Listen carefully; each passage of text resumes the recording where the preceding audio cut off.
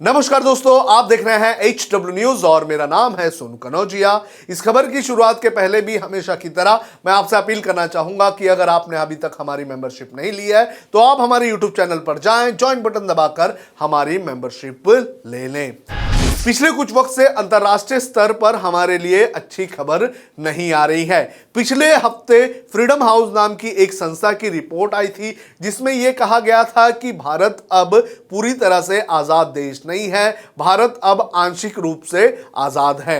अब इस खबर का हैंगओवर खत्म ही नहीं हुआ था कि अब स्वीडन की एक रिपोर्ट सामने आई है जिसमें यह कहा गया है कि भारत अब चुनावी तानाशाही की ओर बढ़ता हुआ नजर आ रहा है। क्या है ये पूरा मामला, ये मैं आपको इस रिपोर्ट में बताता हूं। स्वीडन के वीडेम इंस्टीट्यूट की साल 2020 की डेमोक्रेसी रिपोर्ट जारी हुई है जिसमें भारत को एक चुनावी तानाशाही वाला देश बताया गया है। भारत को इस लिस्ट में हंगरी और तुर्की के साथ रखा गया है क्योंकि रिपोर्ट के मुताबिक भारत में लोकतंत्र के कई पहलुओं पर पाबंदी लगाई जा रही है जिसमें सामाजिक संगठन और अभिव्यक्ति की आजादी जैसे पहलू शामिल हैं। सिर्फ इतना ही नहीं, रिपोर्ट में भारत को सेंसरशिप के मामले में पाकिस्तान के बराबर बताया गया है और बांग्लादेश से बुरी रैंकिंग दी गई है। आपको बता दें कि ये जो रैंकिंग है ये भारत पर काफी असर डाल सकती है। कब से आई है गिरावट, ये भी मैं आपको बता देता हूं। इस रिपोर्ट में क्या कहा गया है। इस रिपोर्ट के मुताबिक 2013 के बाद से रैंकिंग में लगातार गिरावट आई है। इस रिपोर्ट में कहा गया है कि जब 2014 में पीएम नरेंद्र मोदी के नेतृत्व में बीजेपी ने सरकार बनाई तो इसके बाद भारत की रैंकिंग में तेजी से गिरावट देखी गई है। बीजेपी की जीत और उनके हिंदू राष्ट्रवादी एजेंडा के बाद ऐसा हुआ है। एक आदर्श लोकतंत्र के तौर पर भारत साल 2020 के अंत तक लिबरल डेमोक्रेसी इंडेक्स में 0.34 पर था, लेकिन 2013 में यह ग्राफ 0.57 पर था। इसके बाद से ही भारत का यह ग्राफ लगातार गिरता हुआ नजर आया। रिपोर्ट के मुताबिक भारत के लिबरल डेमोक्रेसी इंडेक्स में कुल 23 परसेंट पॉइंट की गिरावट रजिस्टर की गई है।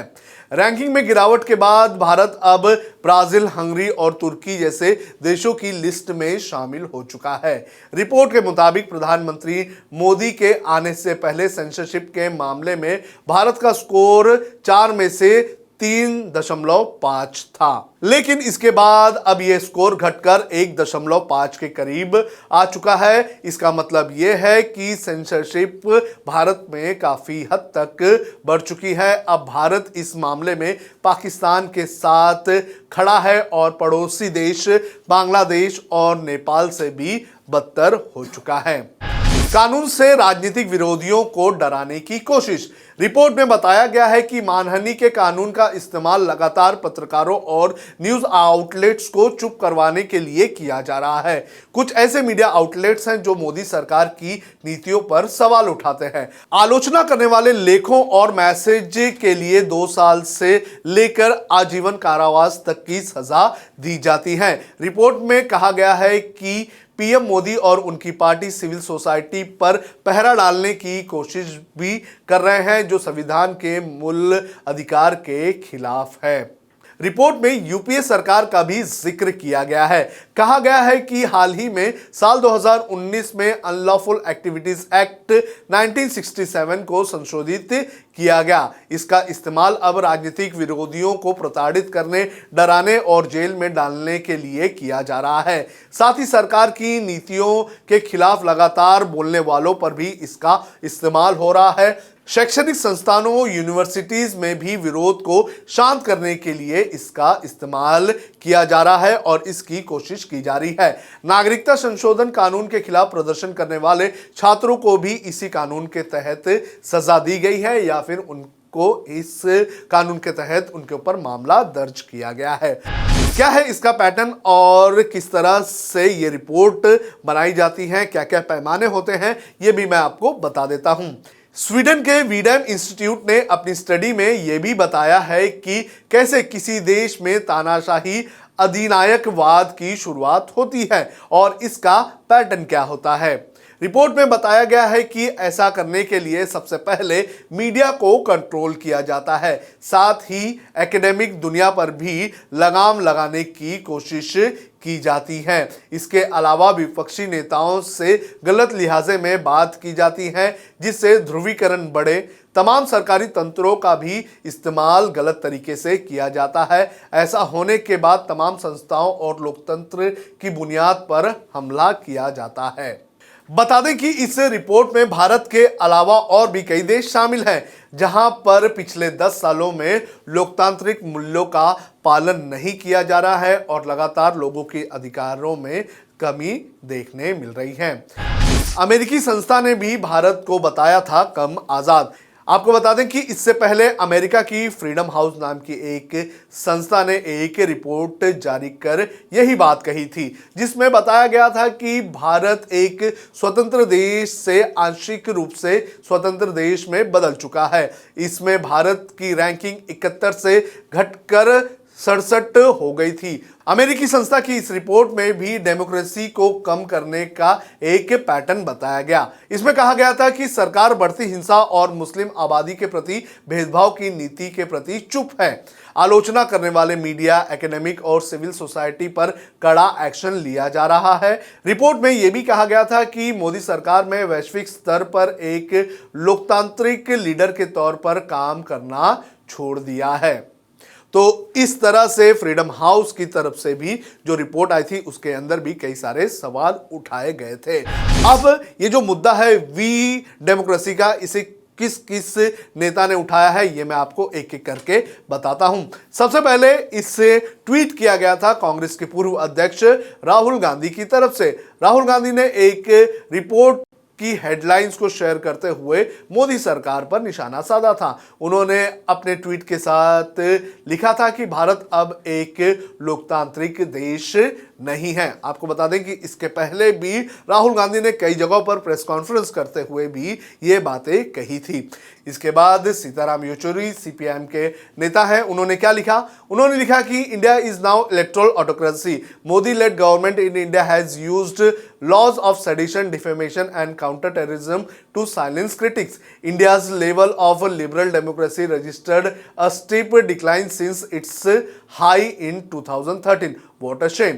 सुब्रमण्यम स्वामी जो कि बीजेपी के राज्यसभा सांसद हैं, उन्होंने क्या लिखा? उन्होंने एक तरह से सरकार का बचाव किया है। उन्होंने अपने ट्वीट में लिखा कि the government must ask one of the intellectuals in their arsenal to challenge this institute to a debate. The usual rebuttal is the waste of time such prejudice foreigners. यानी कि उनका कहना है कि सरकार को जो अपने जो लोग हैं उनमें से एक इंटेलेक्चुअल को निकालना चाहिए जो इनसे डिबेट करे और उन्हें सच्चाई बताए। तो इस तरह से कहीं ना कहीं अपनी सरकार को समर्थन और अपनी सरकार का बचाव करने का काम सुब्रमण्यम स्वामी की तरफ से किया गया है। लेकिन सुब्रमण्यम स्वामी की अगर बात करें तो पिछले कुछ वक्त से वो अपनी ही सरकार पर सवाल उठाते हुए नजर आए थे। तो फिलहाल वी डेमोक्रेसी की ये जो रिपोर्ट आई है, इस रिपोर्ट ने कहीं ना कहीं एक बार फिर से भारत के लोकतंत्र पर और भारत में जो इस वक्त माहौल बनाया गया है उसको लेकर सवाल खड़े किए हैं। बहरहाल देखना है जरूरी है कि आगे इस पूरे मामले को लेकर क्या होता है। हालांकि बीजेपी की तरफ से इस रिपोर्ट को पूरी तरह से बेसलेस बताया गया है।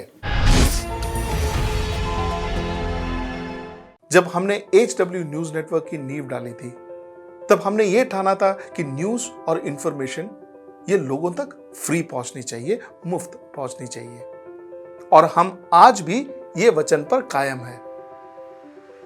पर जैसे आपको मालूम है न्यूज चैनल चलाने के लिए पैसों की जरूरत है, तो हमको सबको न्यूज फ्री पहुंचाने के लिए कुछ मेंबर्स और कुछ सपोर्टर्स की जरूरत है। जी हां, मेरी आप सबसे गुजारिश कि आप सब HW न्यूज हिंदी की मेंबरशिप को ग्रहण करें। ये सदस्यता स्वैच्छिक है, यानी कि आप अपनी मर्जी के मुताबिक इसे ग्रहण कर सकते हैं, क्योंकि अगर आप इसे ग्रहण नहीं भी करते तब भी आपको HW न्यूज हिंदी के तमाम कार्यक्रम मिलते रहेंगे। मगर अगर आप चाहते हैं कि आजाद न्यूज जो है वो मजबूत हो, अगर आप चाहते हैं कि वो न्यूज जो सत्ता से सवाल पूछती है वो मजबूत हो, तो जरूर बने HW न्यूज हिंदी के सदस्य। जो लोग हमारे 89 रुपए प्रति महीने वाले कार्यक्रम से जुड़ेंगे उनके लिए HW न्यूज का बैच विश मिलेगा। साथ ही साथ उन लोगों को हमारे एक्सक्लूसिव पोल्स में भी शामिल होने का मौका मिलेगा। इसके अलावा हमारा जो दूसरा मेंबरशिप कार्यक्रम है वो 199 रुपीस प्रति महीने का है, यानी कि 199 रुपए प्रति महीने। और इस प्रोग्राम में हमारे जो मेंबर्स हैं उन्हें 99 रुपए के प्रोग्राम वाले सभी चीजें तो मिलेंगी। इसके अलावा बिजनेस से जुड़ी हुई बातें भी हम करेंगे।